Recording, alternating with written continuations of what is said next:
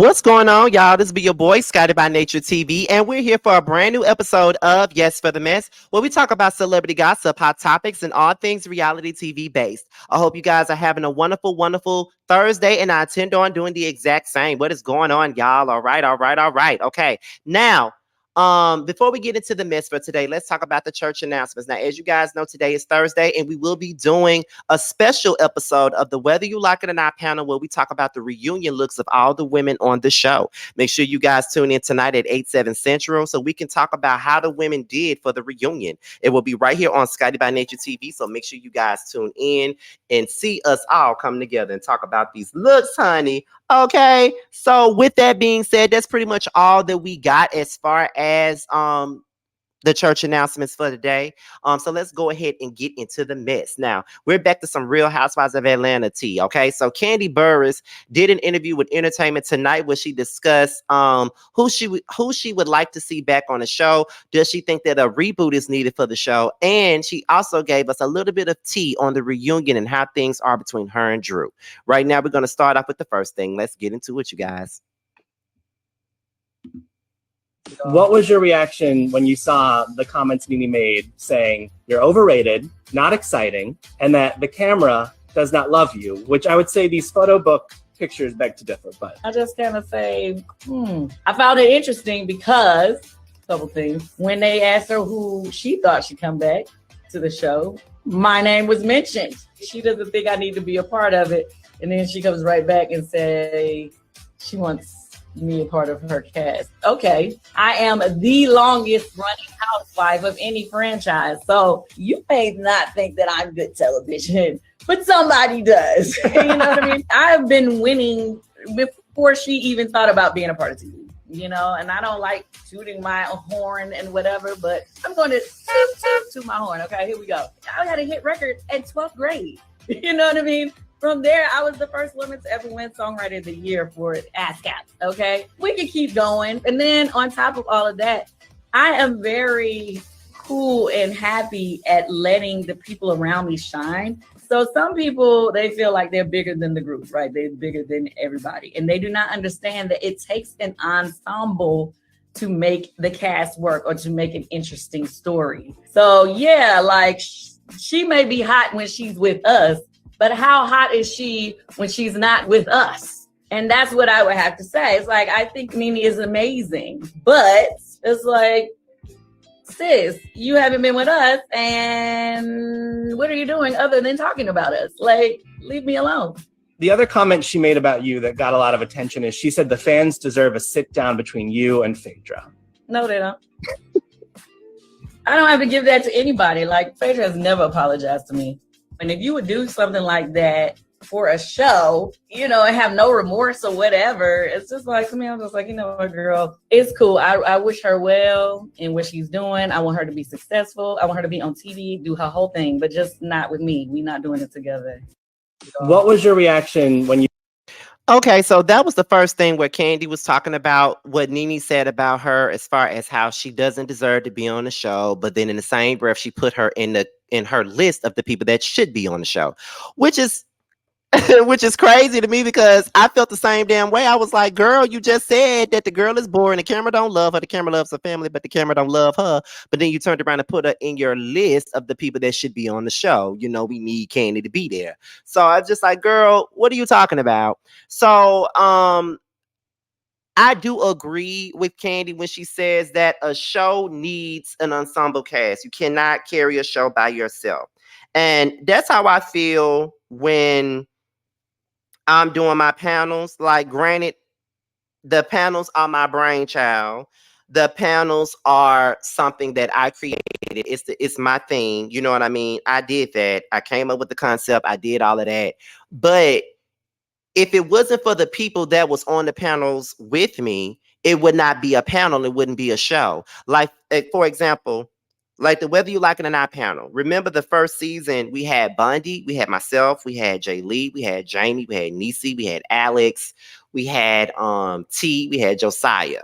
We had all these different people. It was so many of us, honey. It was about 8 or 9 of us up there. So we had a lot of us up there.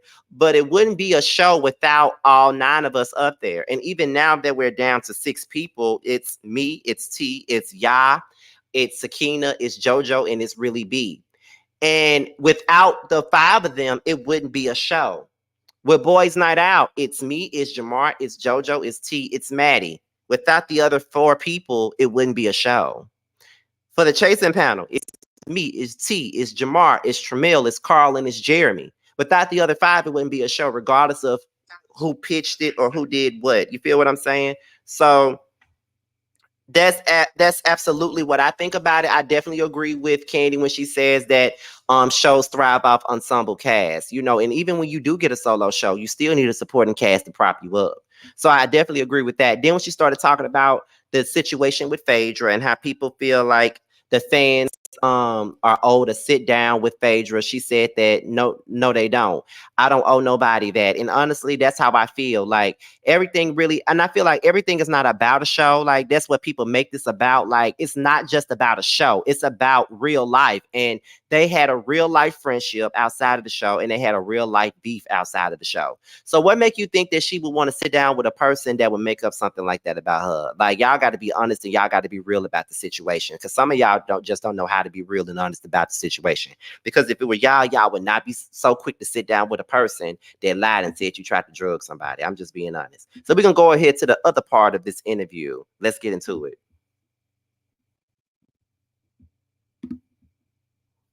Atlanta is different. I don't feel like you can do the same thing with Atlanta that you did with New York, just totally drop everybody and start all over. But I feel that, yes, of course, you can add some new people. What would your dream cast for season 16 look like? I definitely would add back Porsha. I would. If there was any world where Nene could be added back, I would add her back just simply because she be having so much to say about us. Atlanta is different. I don't feel like you can do the same thing with Atlanta that you. So then she says that she would definitely add back people like Porsha and Nene back to the show. She feels like they would be good for the show. And she says that she doesn't think that a full reboot of Real Housewives of Atlanta will work for them. Like, we can't do the same things that they did for the Real Housewives of New York City. And I'm inclined to, you know, agree with that. I don't think that they could do that, and I don't think they should do that. I do think that Porsha should come back to the show. I feel like the Real Housewives of Atlanta could settle for a 7-person cast. They could bring Porsha back and have her in the middle, you know, have her be center peach. You feel what I'm saying? She'll bring a different dynamic. And I think that Porsha's wit and her comedic timing, I think that that's missing. And this is coming from a person that don't really care for Porsha like that. And y'all know I don't care for Porsha like that, but I could definitely tell y'all that that's missing. The same thing with Nene. She has great comedic timing. Even when I don't like Nene or when she's pissing me off, I do think that she's very funny. So what we're going to do now is go ahead and get into the other part of this interview. And we're going to talk about that too. Let's get into it. Everybody was coming at me. Okay. What did you see? It was a kiss. Don't tell me I kissed this girl. I didn't kiss this girl. I even videotaped it. Is there any resolution for you and Drew at reunion? I feel like it got worse at the reunion. What I think what she didn't do, she does not understand that. For me, I don't really care about if they kiss or not, but you're not gonna call me a liar, honey, and you're not gonna say that I made up stuff about you, because I do not make up stuff about anybody. You know what I mean? So I think that's what really made me more angry and furious. And I'm gonna keep dropping receipts. If you keep playing with me.